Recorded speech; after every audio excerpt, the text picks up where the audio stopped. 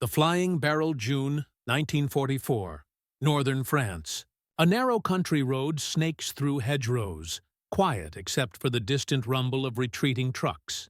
Then the sound comes, a deep metallic roar that shakes the earth before it's even visible.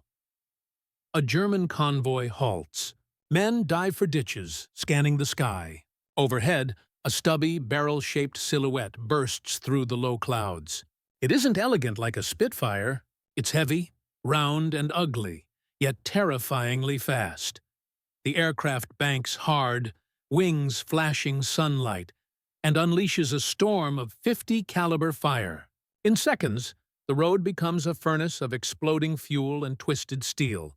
When the smoke clears, the barrel is already gone, leaving only scorched fields and silence behind. Across Europe, German soldiers whisper a new name for this monster: the Flying Barrel. By winter's end, it will destroy over 94,000 targets: tanks, trains, trucks, and artillery, turning battlefields into graveyards of iron. But how did a plane once dismissed as too slow, too heavy, too clumsy become the most feared weapon in the skies over Europe? A problem in the skies, by 1943, the Allied air campaign over Europe was in crisis. American daylight bombing raids were tearing into Germany's industrial heart, but at an unbearable cost. The Boeing B-17s and consolidated B-24s flying deep into enemy territory were meeting fierce Luftwaffe resistance. For every wave of bombers over Schweinfurt or Regensburg, dozens never returned. German fighters, Bf-109s and Fw-190s, sliced through unescorted bomber formations. Crews began calling the long route to Germany the Airman's Graveyard. At that time, the U.S. Army Air Forces urgently needed something that could protect the bombers all the way to their targets and back. The early escort fighters, like the P-38 Lightning and P-40 Warhawk, simply didn't have the range. They could chase enemy aircraft for short bursts, but their fuel tanks ran dry long before reaching Berlin. Meanwhile, on the ground, another war was building. The Allies knew that even if they gained the skies, the real victory would be won on the soil of Europe, where tanks, artillery, and supply lines decided everything. The High Command envisioned an aircraft that could do both: fly high with the bombers, but also dive low and smash anything that moved on the battlefield. That idea was ambitious, maybe even impossible. Then came a design from Republic Aviation, led by a man named Alexander Kartveli, a Georgian immigrant who had fled Soviet repression. Kartveli didn't believe in light, elegant fighters. He believed in power and survivability. His design broke every rule of fighter aesthetics. It was enormous, heavier than most bombers from just a decade earlier. It carried the Pratt & Whitney R-2800 Double Wasp, a 2,000-horsepower engine so massive that it needed a fuselage shaped like a barrel to house it. Test pilots joked that it looked like it had been built by a blacksmith. But when they flew it, something changed. The plane could dive faster than anything in the sky. It could take direct hits from flak, return home with holes in its wings, oil leaking from its engine, and still land safely. The aircraft received its designation: Republic P-47 Thunderbolt. At first, the Thunderbolt's bulk was ridiculed, even by American pilots. They called it Jug, short for Juggernaut, or simply because it looked like a milk jug with wings. Few could imagine that this clumsy brute would become the nightmare of German ground forces less than a year later. Still, by late 1943, with the air war at a tipping point, the Allies had no choice but to bet on it. And that gamble would soon change the balance of power above Europe. From heavy fighter to war machine, by early 1944, the Allied air war had changed direction, and so had the role of the P-47. Engineers had learned that raw speed and climb rate weren't everything. Survivability mattered more. A fighter that could take damage and keep fighting was worth 10 that could not. Republic engineers modified the P-47 again and again. Drop tanks were added, extending its range deep into Germany. 8 heavy Browning 50 caliber machine guns, 4 in each wing, gave it unmatched firepower. The big radial engine, air-cooled instead of liquid-cooled, could survive hits that would cripple a Messerschmitt. And beneath its belly, the Thunderbolt could now carry bombs or rocket pods, transforming it from a high-altitude escort into a lethal ground attack platform. Pilots trained for a new style of warfare. Instead of chasing enemy fighters, they were taught to dive like hawks, strike once, and climb away before anti-aircraft fire could track them. The P-47's incredible dive speed, over 500 miles per hour, made it untouchable in a steep descent. When the Allies stormed ashore on D-Day, the Thunderbolt was ready. Hundreds of P-47s roared over Normandy, providing close air support in a way no aircraft had ever done before. They strafed convoys, shattered communication lines, and reduced tank columns to molten metal. To the infantry below, they were guardian angels, loud, brutal, and life-saving. To the Germans, they were executioners from the clouds. Reports from the front tell of German troops dropping rifles and running for cover the moment they heard the deep, rattling thunder of the P-47's engine.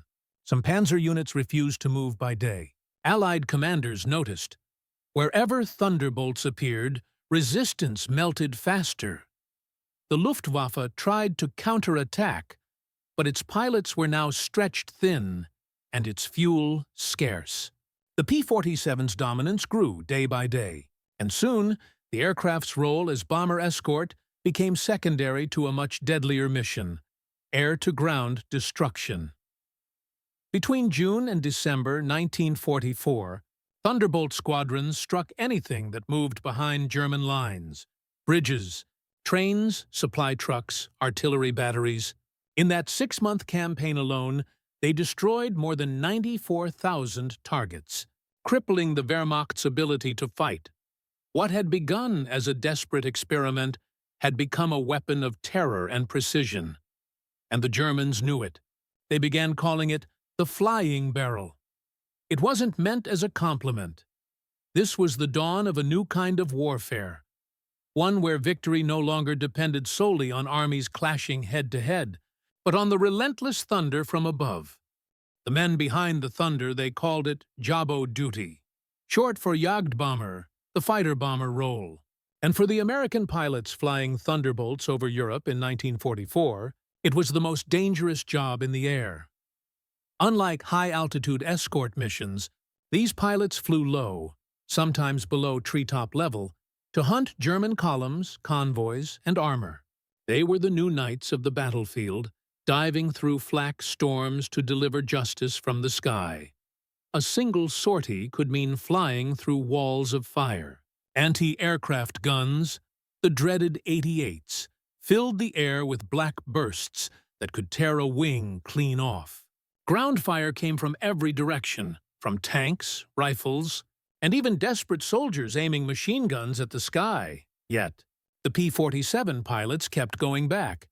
They trusted their aircraft like few men ever trusted a machine. The Thunderbolt's massive engine and armor plating gave them a fighting chance when nothing else could. Pilots would return from missions with holes the size of fists in their fuselage, missing flaps, and oil leaking across the canopy, and still land safely on English soil. Captain Robert S. Johnson of the 56th Fighter Group once counted over 200 bullet holes in his plane after a dogfight. The cockpit glass was shattered, the engine smoking, yet the Thunderbolt stayed airborne. Johnson limped home, shaken but alive. His report spread like wildfire through Allied bases, proving that the Jug could take punishment and keep flying. It was that toughness that gave pilots the confidence to fly low, hit hard, and strike deep. They developed new tactics, flying in pairs or small groups, sweeping roads and railways just ahead of advancing Allied troops. Each man had to identify, attack, and escape within seconds. There was no room for hesitation. The most skilled could hit a moving truck with machine gun fire while diving at 400 miles per hour. Some even learned to read the terrain, spotting the faint glint of metal through trees, the fresh tracks of tanks, or smoke from a hidden artillery piece. Thunderbolt pilots became both hunters and protectors. Infantry units learned to mark their positions with colored panels or smoke, so the jugs wouldn't mistake them for targets. When German tanks broke through, soldiers would radio in coordinates, and minutes later, the roar of the thunderbolts would fill the air. To the men on the ground, that sound meant salvation. To the men in the cockpit, it meant another day gambling with death, trusting only their instincts, their wingmen, and the thick metal walls of the flying barrel. And yet, behind that confidence, every pilot knew one mistake, one lucky flak burst, and they'd be gone in an instant. The weapon Germans couldn't kill Kilby the summer of 1944. German soldiers didn't need to see the P-47 to know it was coming. They could hear it. That sound, a deep rolling thunder unlike any other aircraft, became a symbol of dread. The massive Pratt & Whitney R2800 engine produced a bass-heavy growl that shook windows and echoed across the countryside. It was mechanical, guttural, and unmistakable. For the men below, the sound meant only one thing. Someone was about to die. The Germans had faced countless Allied planes, the agile Spitfires, the deadly Typhoons, the feared Mustangs, but none inspired such hopelessness as the flying barrel. The reason wasn't elegance or speed, it was invincibility. The P-47 could dive faster than a Messerschmitt, shrug off 20mm cannon hits, and still fight back. Its thick armor plating around the cockpit, self-sealing fuel tanks, and radial engine meant it rarely exploded even when struck. Luftwaffe reports described the frustration of seeing thunderbolts trailing smoke, only to watch them vanish into the clouds and reappear the next day. For ground troops, the effect was psychological torture. Thunderbolts would arrive in pairs or squadrons, descending almost vertically from 10,000 feet. In a few seconds, they released rockets, dropped bombs, and strafed with 8 heavy machine guns, each firing at a combined rate of over 6,000 rounds per minute. The sky seemed to spit fire. German tank crews often never saw the attacker. One moment, they were rolling toward the front. The next, their vehicle was flipped upside down by a near miss. Field reports described entire columns wiped out by a handful of thunderbolts. A single rocket hit could ignite the fuel or ammunition of a panzer, setting off a chain of explosions that left nothing but smoking wreckage. What terrified them most was how surgical the attacks became. By autumn 1944, Thunderbolt pilots had perfected precision strikes, cutting railway lines with pinpoint accuracy, destroying bridges with single hits.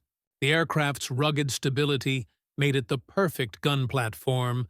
Even the Luftwaffe's best fighters struggled to bring them down. The P-47 could dive away faster than anything in the air, and once it hit level flight, few German engines could catch it. To German troops, it seemed unfair. A machine that could not be outflown, outgunned, or destroyed. To the Americans, it was proof of engineering dominance. Every time the Thunderbolt returned to base, riddled with holes yet still flying, it sent a message, not just of survival, but of inevitability. The war was turning, and the flying barrel was the sound of that turn. Its thunder rolled across France, Belgium, and into Germany itself, a storm that no soldier on the ground could ever forget. Operation Cobra, July 25, 1944, Normandy. For weeks, the Allied advance had stalled in the thick, maze-like hedgerows of northern France. German panzer divisions dug in deep, turning every field into a fortress. Infantry attacks failed. Artillery couldn't reach hidden targets. Then, just after dawn, the sky began to rumble. over 1,500 Allied bombers and hundreds of P-47 Thunderbolts massed above the front line. Their mission: to smash open a path for Operation Cobra, the long-awaited breakout from Normandy. As the bombers unloaded tons of explosives, Thunderbolts swooped lower, far below the big formations, diving straight into the chaos. Their target: German armor and troop concentrations near Saint-Lô. Each pilot carried a mix of bombs and rockets, using the P-47's remarkable stability to dive precisely between friendly and enemy lines. The battlefield became a storm of earth and fire. German radio operators screamed into their headsets as convoys disappeared under the blasts. Tanks were flipped, communication cables severed, and entire regiments scattered. A U.S. Army observer watching from the ground later wrote, "It was as if the gates of hell had opened in front of the German army." Within hours, the Panzerlehr Division, one of Hitler's elite armored forces, ceased to exist as a fighting unit. The Thunderbolts had cut it to pieces. When the dust settled, the American ground forces advanced. The German front collapsed. Operation Cobra succeeded, and the Allies surged out of the Normandy bocage, finally breaking the stalemate that had held them since D-Day. The P-47's reputation was sealed that day. It was no longer just a fighter or an escort. It was a war-breaking weapon, and in the months that followed, its thunder would roll deeper into Europe, turning entire regions into graveyards of tanks, trains, and supply lines. 6 months of fire after Normandy, the war began to move fast. Thunderbolt squadrons followed the front lines east, setting up on captured airstrips in France, sometimes operating from dirt fields still littered with shell casings. The new phase of warfare had begun: mobile air power. From July to December 1944, the P-47 became the most feared presence in the European sky. Every bridge, railway, truck convoy, and armored column behind German lines became a target. The pilots called it tank busting. The Germans called it Vernichtung aus der Luft, destruction from the air.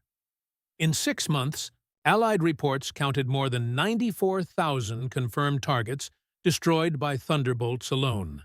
Tanks, locomotives, armored cars, gun emplacements, fuel depots, all annihilated in daylight strikes that rarely lasted more than a few minutes. The attacks were relentless. As German forces retreated through the Falaise pocket, P-47s circled like hawks, hammering every road and bridge the enemy tried to use. The narrow French lanes filled with smoking wrecks, convoys reduced to ash, columns of men scattered through fields. Then came Belgium and the Ardennes. During the Battle of the Bulge, the weather grounded Allied aircraft for days, giving the Germans one last chance to strike. But when the skies cleared in late December, the Thunderbolts returned with fury. They hit everything that moved. Fuel trucks, tanks, half-tracks, all gone within hours. German veterans would later recall that the real end of the offensive wasn't the arrival of Allied reinforcements, but the moment the jugs came back. By early 1945, the P-47 had carved a blackened path across Western Europe. It was no longer just a plane. It was an instrument of industrial-scale destruction.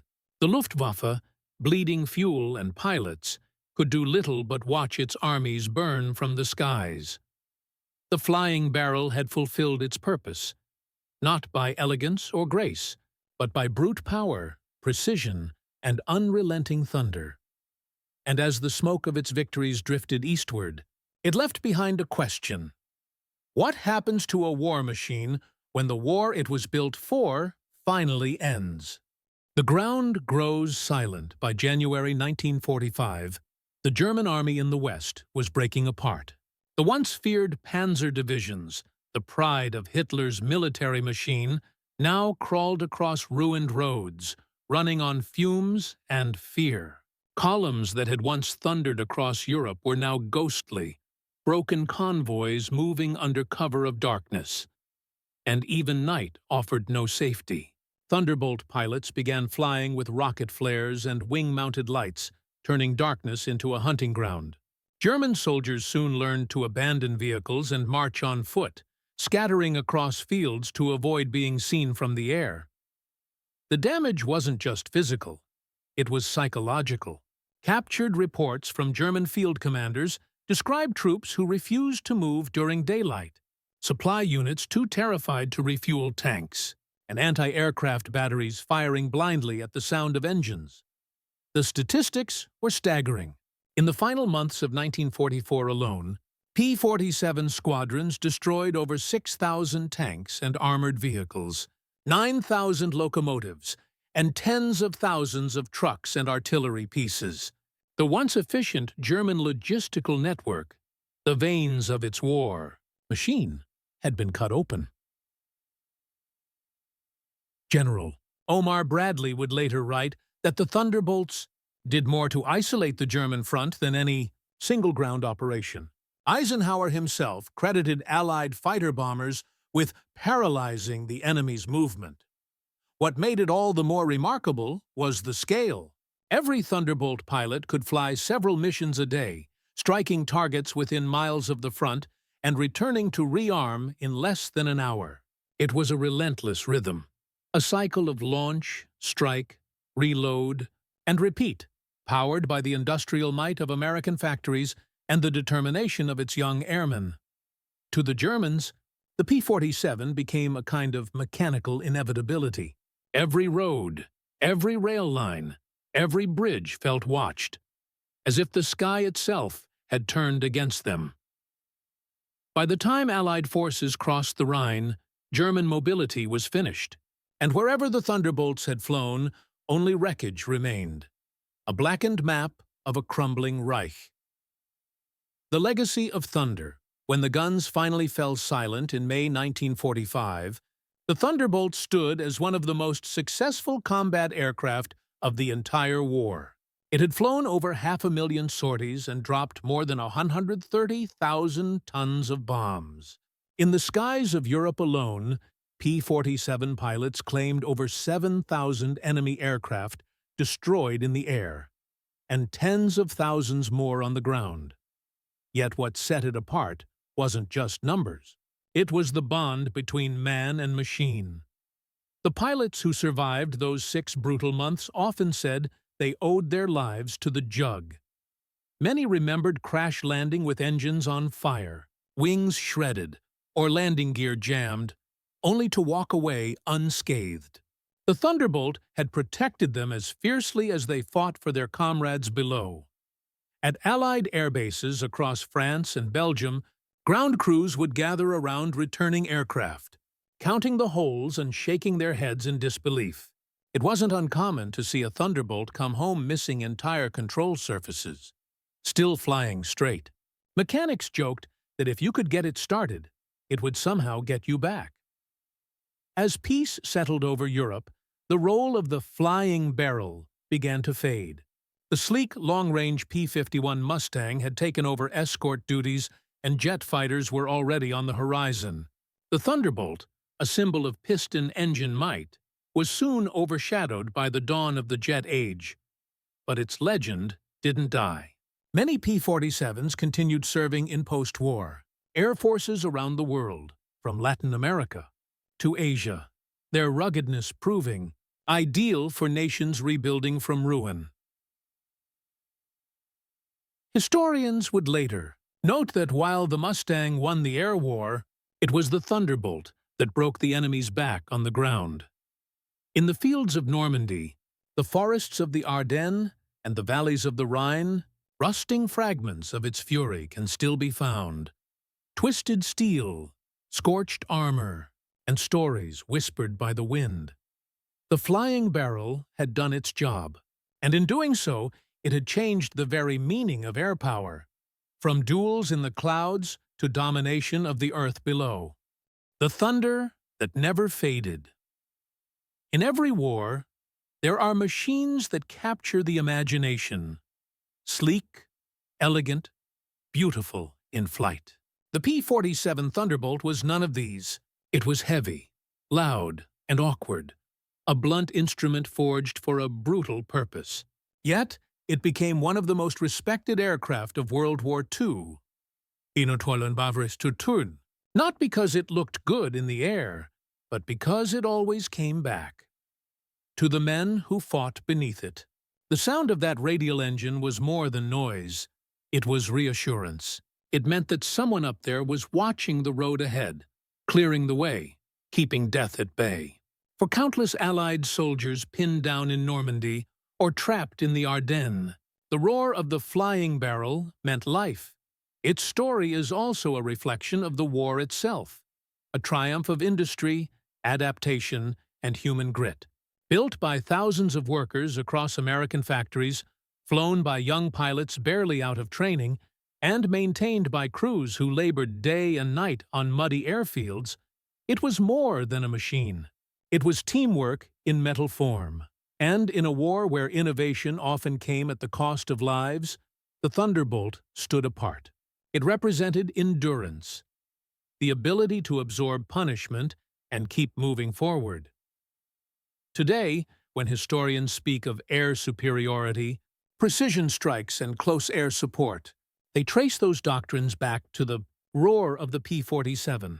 It was the first true bridge between air and ground warfare, a flying fortress for a new kind of soldier. Its Seafood thunder has long since faded from the skies of Europe. But listen closely, in the wind over the fields of France, and you might still hear it. That deep, echoing growl of a machine that refused to die. A machine the Germans feared. A machine the Allies trusted. A machine that changed the sound of victory itself.